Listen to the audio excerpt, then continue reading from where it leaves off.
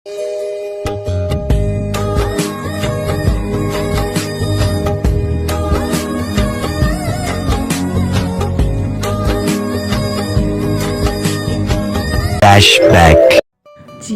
সব কিছু প্ল্যান করে হয় না, কিছু কিছু সিদ্ধান্ত হুটহাট করে নিতে হয়।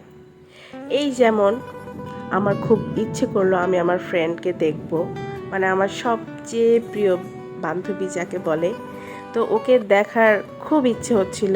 তাই কোনো প্ল্যান ছাড়া হুটহাট আমি গাজীপুর টু কিশোরগঞ্জ চলে যাই।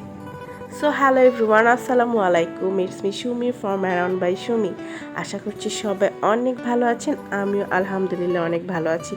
অনেক দিন পর একটা ব্লগ ভিডিও নিয়ে এসেছি, তাও এবার অন্য কোনো স্থানে, মানে আমি এই প্রথম বাসার বাইরে মানে কোথাও বেড়াতে গিয়ে ব্লগ ভিডিও বানিয়েছি। এটাই আমার কিন্তু ব্লগিং লাইফে প্রথম কোনো ভিডিও।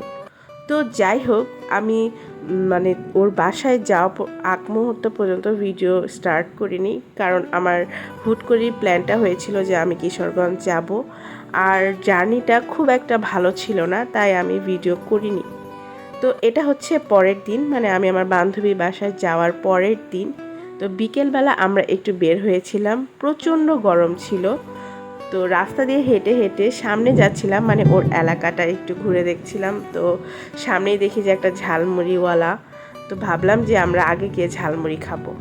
আচ্ছা, একটা কথা বলে রাখি, আমি এই ভয়েসটা যখন দিচ্ছি তখন অনেক রাত, প্রায় 2টা-2:30 বাজে, আর বাইরে কিন্তু প্রচণ্ড বৃষ্টি হচ্ছে, মেঘ ডাকছে।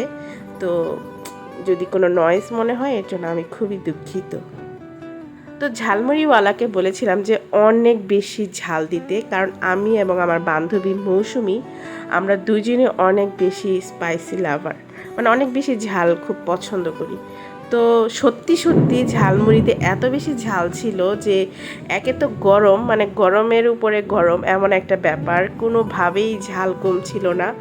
আমরা ঝালমুড়ি খেতে খেতে হচ্ছে সামনে হেঁটে যাচ্ছিলাম। সামনে একটা ছোট একটা পুকুর ঘাট ছিল, ভাবলাম যে চল এখানে যাই, একটু যদি ঠান্ডা লাগে। কিন্তু না, কোনো ধরনের বাতাস ছিল না, তাই কোনো ঠান্ডা লাগছিল না, উল্টা আরও গরম।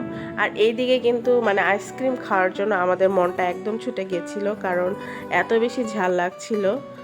তো আমরা একটা দোকানে যাই, গিয়ে আইসক্রিম কিনে কিছু ছবি টবি তুলি, একটু ফাইজলামি করি, এবং হাঁটতে হাঁটতে দেখি যে সামনে একটা জবার গাছ। তো ওইখানে আমি বলছিলাম আমার বান্ধবীর যে ভাস্তি রূপকে বলছিলাম যে একটা ফুল দাও, তো ফুল দিল, মাথায় গুঁজে বাসার দিকে রওনা হলাম। তো এদিকে সন্ধ্যা হয়ে গিয়েছে, আর বাসায় ঢুকে দেখি আন্টির এলাহি কাণ্ড। মৌসুমীর বাসায় আসা মাত্রই আন্টি যা শুরু করেছে, মানে একটার পর একটা খাবার, একটার পর একটা খাবার। এটা ছিল সন্ধ্যায় আন্টির মানে পিঠা বানানোর ধুম যাকে বলে। তো এটা হচ্ছে একটা পিঠা, হচ্ছে এই কিশোরগঞ্জের আঞ্চলিক পিঠা। তো পিঠাটার নাম এই মুহূর্তে আমার মনে নেই। আর একটা হচ্ছে কি বলে এটাকে, পুলি পিঠা, নারকেলের পুলি পিঠা। আমিও একটু ট্রাই করেছিলাম, বাট ভালো হয়নি, এই জন্য মৌসুমি আমাকে অনেক বকা দিছে।